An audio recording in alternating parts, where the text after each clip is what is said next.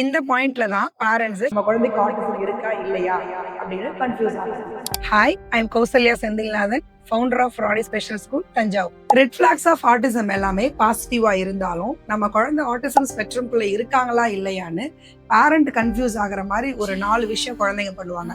அது என்னன்னு பார்க்கலாமா?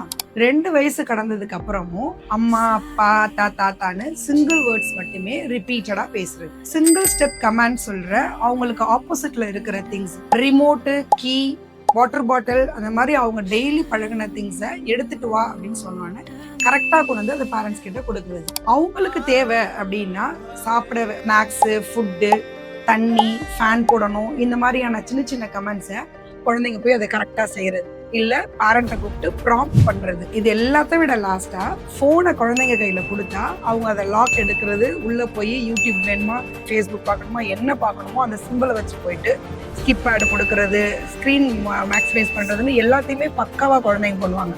இந்த பாயிண்ட்ல தான் பேரண்ட்ஸ் குழந்தைங்க எல்லாமே பெர்ஃபெக்டா பண்றாங்க, அப்ப நம்ம குழந்தைக்கு ஆட்டிசம் இருக்கா இல்லையா அப்படின்னு கன்ஃபியூஸ் ஆகுறாங்க. ரெட் ஃபிளாக்ஸ் ஆஃப் ஆட்டிசம் அப்படின்னு ஸ்டார்டிங்ல சொன்னேன். அது என்னன்னு, அதுக்கான சொல்யூஷன் என்னன்னு அடுத்த வீடியோல பார்க்கலாம்.